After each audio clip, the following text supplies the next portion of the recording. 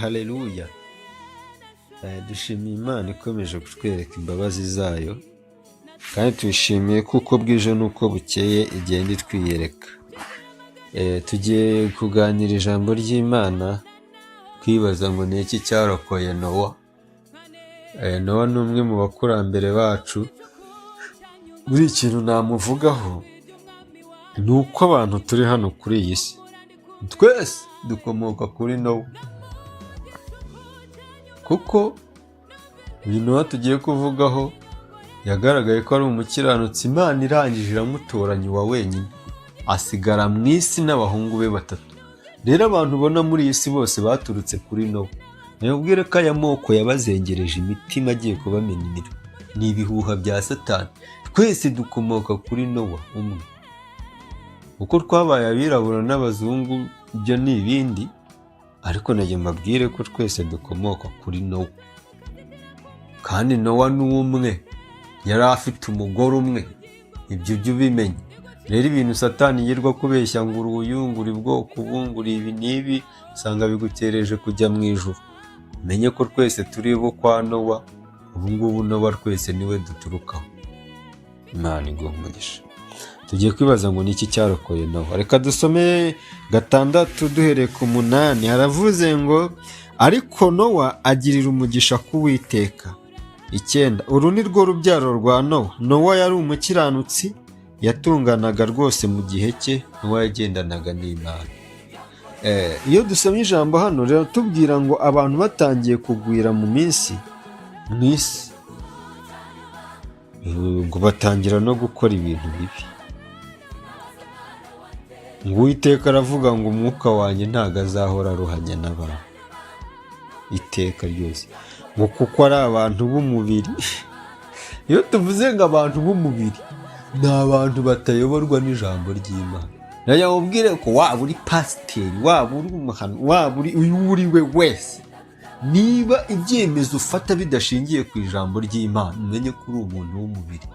Kandi abo bantu Imana ntago ijya ibataho igihe ntago ijya ibataho igihe. Imana iravuga ngo ubundi mbere bamaraga imyaka 900 igira gute, ariko kubera ibyaha Imana yahise ivuga ngo imyaka yabo ndayigabanya izaba 120. Iminsi y'abanyabyaha nkubwirira tu. Buriya niba hari icyago cya mbere icyaha cyazanye, ni ukudutubiriza imyaka. Uzi ko abantu bajyaga bashaka bafite imyaka 100. Umuntu ku myaka 100 akaba ari bwo abaye umusore w'inkorokoro mwiza. Naho ubu ngubu bana we ibintu ni hatari. Haravuga ngo Imana ngo abantu bakoze ibyaha isanga ni abantu b'umubiri, ni abantu batari mu mwuka w'Imana, ni abantu bateburwa n'ijambo ry'Imana. Ngo Uwiteka ngo yabonye ko ingeso z'abantu zari mbi cyane mu isi, ngo kandi ko kwibwira kose imitima yabo itekereza ari kubi gusa iteka ryose. Hari ikintu nawe ngo ibi bintu ngo byababaje Imana, ngo Uwiteka yicuza yuko yaremye umuntu mu isi, ngo bimutera agahinda mu mutima. Nagira ngo wowe urebe ahantu uri, urebe mu muryango uvukamo, urebe mu kazi Imana yaguhaye, urebe muri business, urebe muri kariyeri, waba uri umukinnyi w'amafilime, waba ukina za football, waba ugira ibiki. Urebe ntabwo ugomba kubaho utera Imana agahinda. Burya watera abandi bantu agahinda, ariko uzirinde gutera Imana agahinda. Hari umuntu umwe wabiririmbye avuze ngo ngibi bibabaje irababara, ngo wowe kubabaje wahozwa nande. Ariko ngo ibyaha by'abantu ngo byababaje Imana mu mutima, ngo irashavura irababara. Ngo Uwiteka aravuga ati nzarimbura abantu naremye mbatsembe mu isi uhereye ku muntu. Nagira ngo nkubwire ko iyo ubayeho ubuzima bw'ibyaha, wowe ubwawe urabanza ukiteza umuvumo. Uravuga ngo uhereye ku muntu n'inyamaswa n'amatungo n'ibikururuka n'inyoni n'ibisiga byo mu kirere, kuko nicujije yuko nabiremye. Impamvu Imana yabivuze ngo Imana ijya kurema yahereye ku bintu, ariko yari ibiremeye umuntu. Ariko iravuga ngo ninjya kurimbura, yarabanje ivuga ngo nzarimbura abantu, kuko ibintu ntago Imana ntabwo yaturemeye ibintu, ahubwo ibintu yabiremye ku bwacu. Niyo mpamvu iyo umuntu akoze ibyaha n'ibimukikije byose abikururira ibyago. Ariko hari ikintu nakunze ngo Ariko Nowa agirira umugisha ku bintu. Ikintu nkuzaniye rero, ndagira ngo nkubwire ko wifate nk'ikinege mu maso y'Imana, uvuge ngo njyewe naho isi yose yaba abanyabyaha, njye nzakomeza mba umukiranutsi niyo yaba ari jyewe njyewe. Ibi bivuze ko nimuba muri timu y'abantu 10, 9 bakafata gahunda mbi itandukanye n'ubushake bw'Imana, ntabwo ugomba kuvuga ngo ntari bingu, ubwo urumva ngo Imana nayo irabibona. No, reba kugira ngo isi yose Nowa Imana imurebemo ngo ayigirireho umugisha wenyine. Muri za miliyoni zari zituye isi, muri za miliyari zari zituye isi, kugira ngo Imana ibarebe, ibone bose babaye babi, ibone bose babaye abanyamubiri, kandi Imana ijya guhitamo Nowa, ntabwo yavuze ngo niba upfa kugerageza impossible. Ntabwo ibyo bintu kwa Mana bibaye. Nowa yagiriye umugisha ku Uwiteka kuko yari abikwiriye.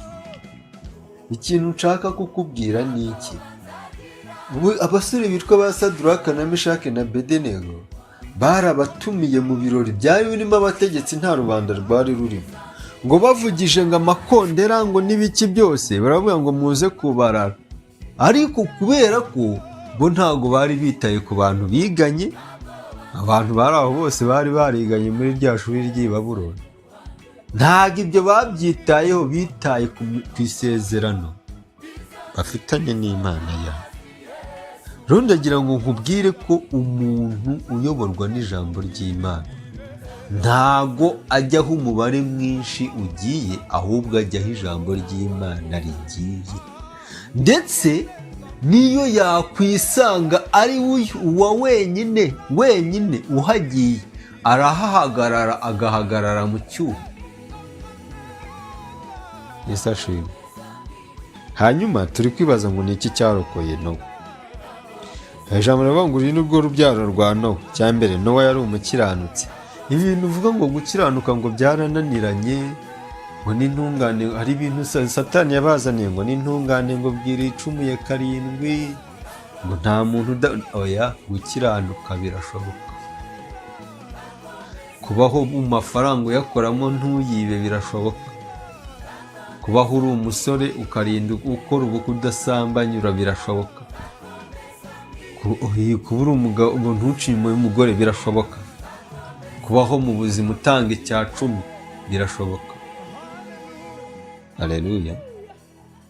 Icya mbere, Nowa yari umukiranutsi. Iravuze ngo yatunganaga rwose mu gihe cye. Nowa hari indaya zari zihari, Nowa hari ruswa zari zihari, nta kintu kitari gihari mu gihe cya Nowa, ariko ijambo riravuze ngo yatunganaga rwose mu gihe cye. Nowa yagendanaga n'Imana. Nowa yagendanaga n'iki? N'Imana. Nta kundi kuntu bagendana n'Imana. Dore Imana yarifashe yishyira muri izi nyuguti zitwa Bibiliya. Izi nyuguti rero ugomba kuzisoma ugasenga, zikaba mu buzima bwawe, zigahindura ingeso. Zigahindura ingeso zawe. Kuko rega, niba uri umukozi ahantu ugiye gukora hakoze n'abapagani, ariko bakeneye kubona itandukaniro ryawe n'abo bantu. Izo serivisi utanga n'abapagani barazitanga, abantu bakeneye kubona itandukaniro ryawe hagati yawe n'abapagani. Nowa yagendanaga n'iki? N'Imana. Icya mbere, Nowa yari umukiranutsi, yari intungane. Birwa babeshya ngo nyiri ubutungane, reka. Nowa yaratunganaga rwose mu gihe cye, kandi Nowa yagendanaga n'iki? N'Imana.